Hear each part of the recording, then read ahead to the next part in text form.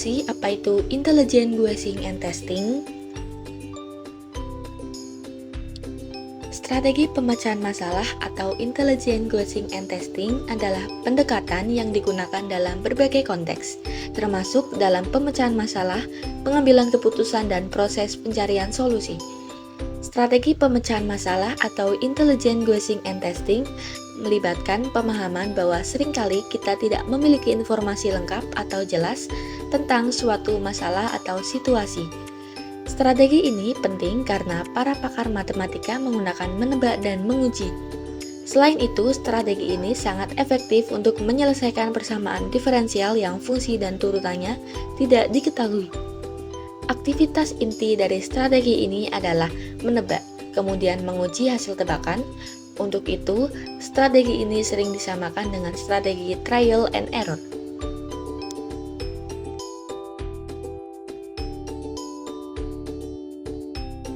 Intelligent guessing adalah pendekatan untuk membuat tebakan yang terinformasi berdasarkan pengetahuan yang ada, pola yang terlihat, atau data yang terbatas. Testing adalah proses untuk memverifikasi atau membuktikan kebenaran dari tebakan atau hipotesis melalui eksperimen atau analisis. Metode perkiraan cerdas. Yang pertama, heuristik. Heuristik adalah strategi atau aturan praktis yang digunakan untuk membuat tebakan atau keputusan dengan informasi yang terbatas. Yang kedua, probabilistic reasoning adalah menggunakan teori probabilitas untuk membuat tebakan yang lebih terukur. Yang ketiga, pattern recognition adalah identifikasi pola dalam data yang bisa digunakan untuk membuat tebakan. Berikut 3 masalah yang akan kami bahas mengenai materi intelligent guessing and testing. Masalah yang pertama adalah bagaimana cara intelligent guessing and testing dapat diterapkan secara efektif dalam pembelajaran matematika. Cara efektif untuk menerapkan strategi menebak dan menguji secara cerdas untuk mempelajari pemecahan masalah menurut Posamentier dan Krulik 1998. Strategi yang dapat digunakan untuk menyelesaikan masalah matematika adalah yang pertama, bekerja mundur, yang kedua, menemukan pola, yang ketiga, mengadopsi perspektif yang berbeda, yang keempat, melihat melampaui memecahkan masalah analog sederhana, yang kelima, meneliti kasus-kasus ekstrim, yang keenam, membuat diagram, dan yang terakhir, menebak dan menguji secara cerdas.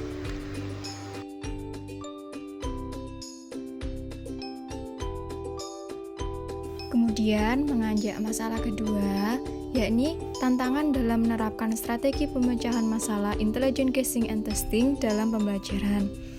Nah, terdapat tantangan yang mungkin dihadapi dalam menerapkan strategi pemecahan masalah intelligent guessing and testing. Beberapa di antaranya sebagai berikut. 1. Itu keterbatasan pengetahuan. Dalam beberapa kasus, kita mungkin tidak memiliki pengetahuan yang cukup untuk membuat dugaan yang benar-benar intelijen atau cerdas. Nah, kurangnya informasi yang relevan ini atau pemahaman yang mendalam tentang masalah tersebut itu dapat menghambat kemampuan kita untuk membuat dugaan yang masuk akal. Kemudian, poin yang kedua, yakni ketidakpastian. Beberapa masalah atau situasi mungkin memiliki tingkat ketidakpastian yang tinggi, membuatnya sulit untuk membuat dugaan yang meyakinkan atau untuk menguji dugaan-dugaan tersebut secara efektif. Nah, ketidakpastian ini dapat muncul dari berbagai sumber, termasuk ketidakpastian lingkungan atau data yang tidak lengkap. Kemudian yang 3, resiko kesalahan. Dalam membuat dugaan dan menguji hipotesis, ada selalu risiko kesalahan atau kesimpulan yang salah. Nah, jika dugaan-dugaan tersebut tidak didasarkan pada informasi yang tepat, atau jika proses pengujian tidak dilakukan dengan cermat, kita mungkin dapat mengambil keputusan yang kurang tepat atau berpangkal. Kemudian yang keempat, waktu dan sumber daya. Proses intelligent guessing and testing dapat memakan waktu dan sumber daya yang signifikan, terutama jika masalah yang dihadapi kompleks atau memiliki banyak variabel. Pengumpulan data tambahan atau pengujian hipotesis dapat memerlukan investasi waktu dan sumber daya yang signifikan. Kemudian yang kelima, keterbatasan dalam memverifikasi. Dalam beberapa kasus, mungkin sulit atau bahkan tidak mungkin untuk memverifikasi secara empiris dugaan atau hipotesis tersebut. Ini dapat terjadi jika masalah tersebut terkait dengan fenomena yang sulit diukur atau jika percobaan untuk memverifikasi dugaan tersebut tidak praktis atau dilakukan. Kemudian yang terakhir yakni bias konfirmasi. Ada risiko untuk terjebak dalam bias konfirmasi, di mana kita cenderung mencari informasi atau percobaan yang memverifikasi dugaan kita yang sudah ada, sementara mengabaikan bukti yang bertentangan. Hal ini dapat menghambat kemampuan kita untuk memperbaiki dugaan-dugaan kita atau untuk menemukan solusi yang lebih baik. Contoh penerapan strategi pembacaan masalah intelligent guessing and testing dalam matematika. Contoh soalnya, 2 orang anak sedang membawa ikan mereka ke pameran binatang peliharaan di sekolah. Emily berkata kepada Sarah, "Beri aku 1 ikanmu, dan aku akan mempunyai ikan sejumlah sama seperti yang kau punya." Mereka berjalan agak cepat, dan Sarah berkata kepada Emily, "Beri aku ikanmu 1. Beri aku ikanmu 1, dan aku akan mempunyai ikan 2 kali punyamu."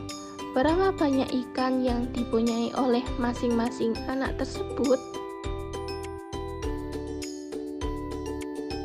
Cara tradisional untuk menyelesaikan masalah ini adalah menggunakan 2 persamaan dalam 2 variabel.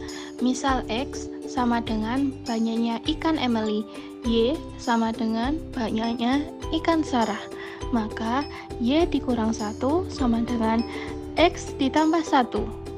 Y ditambah 1 sama dengan 2 X dikurang 1. Dari persamaan 1 kita peroleh Y sama dengan X ditambah 2. Substitusikan ke dalam persamaan 2 yang diperoleh X ditambah 2 ditambah 1 sama dengan 2X dikurang 1. X ditambah 3 sama dengan 2X dikurang 2. 5 sama dengan X. Jadi, Sarah mempunyai 7 ikan dan Emily punya 5 ikan. Tentu saja penyelesaian itu tergantung dari siswa mampu menyelesaikan 2 persamaan dalam 2 variabel. Karena bagi sebagian siswa ada yang masih merasa kesulitan, sehingga bisa menggunakan strategi intelligent guessing and testing. Simpulan dari masalah yang ketiga, dapat dikatakan bahwa dari perbedaan 1 ikan, jumlahnya harus menjadi kecil. Kita tebak awalnya adalah 3 dan 5. Kemudian jika Sarah memberikan 1 ikan kepada Emily, mereka akan mempunyai masing-masing 4 ikan.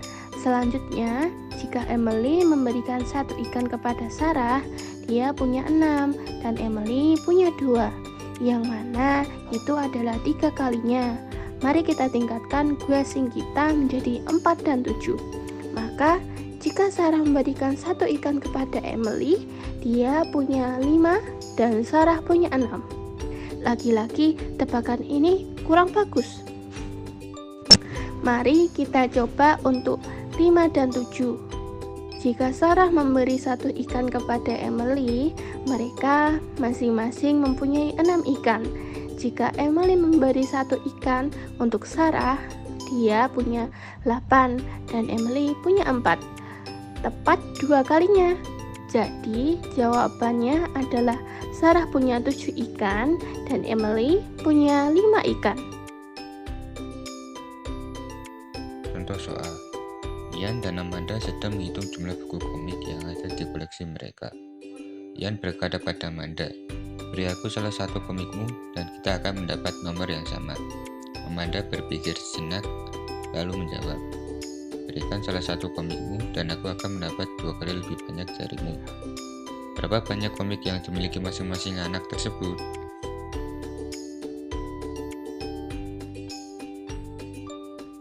Solusinya, beberapa logika dapat diterapkan pada soal untuk membuat tebakan kita lebih mudah. Terlihat dari perbedaan 1 komik yang dibuat, jumlahnya pasti agak kecil. Terlebih lagi, jika pemberian satu oleh Ian membuat mereka setara, maka keduanya pasti terpisah. Sekarang kita bisa menggunakan strategi tebak dan uji. Mari kita tebak pertama pada 3 dan 5. Sekarang jika Amanda memberi Ian satu buku komik, mereka masing-masing akan punya 4.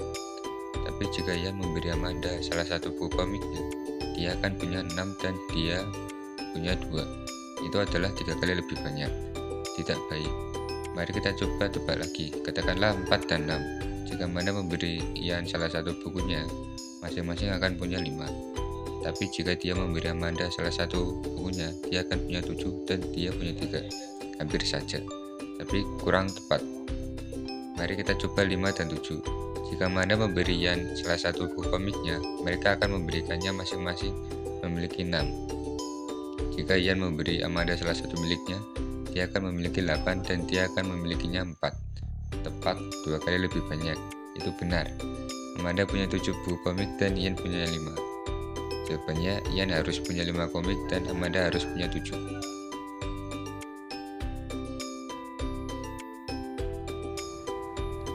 Dari hasil diskusi kami, sampai pada kesimpulan bahwa matematika merupakan salah satu mata pelajaran sekolah yang dapat mengembangkan kemampuan berpikir logis. Implikasinya di sini adalah dalam matematika penting bagi siswa untuk mampu berpikir terbuka dan mampu menggabungkan materi yang berbeda untuk menyelesaikan masalah, bukan hanya terbatas pada satu materi.